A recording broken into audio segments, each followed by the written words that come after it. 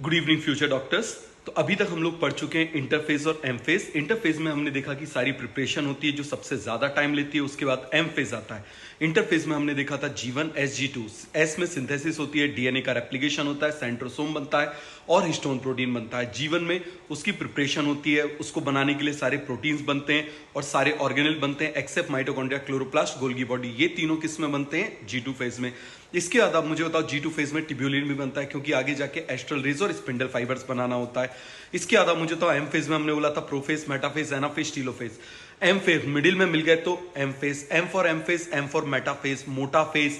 इस समय क्रोमोसोम सबसे छोटे सबसे मोटे होते हैं, इसीलिए नंबर काउंट किया जा सकता है। इसके बाद आप मुझे बताओ एनाफेज में अलग अलग हो जाते हैं। प्रोफेज में पप्पू कैन डांस साला, उसका जस्ट उल्टा हो जाएगा किसमें? टीलोफेज। अब हम बात कर रहे हैं इसकी साइटोकाइनेसिस की। तो साइटोकाइनेसिस में आप मुझे बताइए, प्लांट में सेल वॉल होती है तो उसको हम खींच नहीं सकते क्योंकि वो स्टिफ है। तो वहां पर हम बीच में क्या लगा देंगे? माइक्रोट्यूब्यूल, क्योंकि वो भी कैसा है? स्टिफ होता है। माइक्रोट्यूब्यूल बना देंगे और माइक्रोट्यूब्यूल में हम किसका डिपॉजिट कर देंगे? आप मुझे बताओ जरा। गोल्गी वेसिकल से पैक्टिन का डिपोजिशन कर देंगे तो ये छोटा छोटा फ्रेगमोप्लास्ट बन जाएगा और ये फ्रेगमोप्लास्ट ही आगे जाके क्या बन जाएगा? Middle lamella. क्या बन जाएगा? Middle lamella.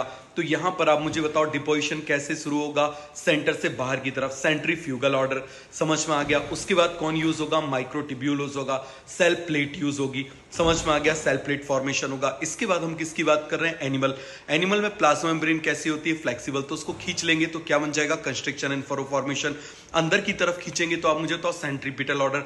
कौन यूज होगा? माइक्रोफिलामेंट। पूरा क्लियर हो गया? इसके बाद हम स्टार्ट कर रहे हैं रेस्पिरेशन का पार्ट। रेस्पिरेशन की कैपेसिटीज। बड़ा कंफ्यूज होते हैं आप लोग, बहुत आसान टॉपिक है। देखो, नॉर्मल सांस लो, बिल्कुल नॉर्मल सांस लो, सांस निकालो, नॉर्मल सांस लो, नॉर्मल सांस निकालो। This is tidal volume. समझ में आ गया? तो आप मुझे बताओ, नॉर्मल सांस ली, नॉर्मल सांस निकाली, क्या हो गया? Tidal volume. मैंने नॉर्मल सांस ली, नॉर्मल सांस निकाली, टाइडल वॉल्यूम। अब मैंने नॉर्मल सांस ली और मैंने बोला और सांस लो, तो आप मुझे बताओ और मेरे लंग्स में कुछ रिजर्व होगा तभी तो मैं इंस्पायर कर पा रहा हूं ना, तो ये हो जाएगा इंस्पायरेटरी रिजर्व वॉल्यूम। क्लियर है? मतलब बियॉन्ड गया तो क्या कहलाएगा? Inspiratory reserve volume. अब मैंने बोला नॉर्मल सांस लो, नॉर्मल सांस निकालो, निकाल दी, और निकालो पूरी जितनी निकाल सकते हो। तो आप मुझे बताओ अभी कुछ स्पेस बाकी है जिसको मैं और ज्यादा एक्सपायर कर सकता हूं, तो ये एक्सपायरेशन के लिए रिजर्व अभी मेरे लंग्स में, इसको क्या बोल दूंगा? Expiratory reserve volume. क्लियर हो गया? इसके बाद भी आप मुझे बताना, सब कुछ निकालने के बाद मैं पूरी सांस लूं, पूरी सांस निकालूं, क्या लंग्स कोलैप्स हो गए? नहीं, अभी भी कुछ स्पेस बाकी है। तो ये बचा हुआ वॉल्यूम क्या कहलाएगा? Residual volume. क्या कहलाएगा? Residual volume. नॉर्मल सांस ली, नॉर्मल निकाली, टाइडल वॉल्यूम कितना होता है? 500। अब और सांस लो, इससे नॉर्मल सांस ली 500 और खींचो, ये क्या हो जाएगा? इंस्पायरेटरी रिजर्व वॉल्यूम कितना हो जाता है? 3000। कितना हो जाएगा? 3000। क्लियर है? नॉर्मल सांस लो, नॉर्मल सांस निकालो, अब और ज्यादा निकालो, क्या हो जाएगा? इससे बियॉन्ड जा रहे हैं ना, नॉर्मल से बियॉन्ड जा रहे हैं, तो ये एक्सपायरेशन के लिए रिजर्व था। ये कितना हो जाएगा? आप मुझे बताओ जरा। 1000 से 1100।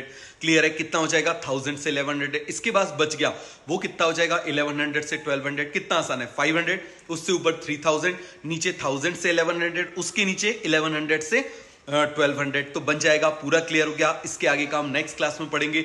Okay, thank you, good night. और मैं आपको आज रिलीजिंग मेडिटेशन भेजने वाला हूं, तो आप क्या करोगे? सबको, जिससे भी आपको रिजेंटमेंट है उसको माफ कर दो। समझ में आ गया? उस मेडिटेशन को करो, सबको माफ कर दो। किसी से आपको लगता है आपने उसका दिल दुखाया तो उससे माफी मांग लो। बिल्कुल सिंपल सा फंडा है, इससे आपकी पॉजिटिव एनर्जी बढ़ेगी। समझ में आ गया? आपको पढ़ने में और ज्यादा अच्छा लगेगा। इसको कंटिन्यूअसली आप 10 दिन कर लो। ठीक है? Thank you.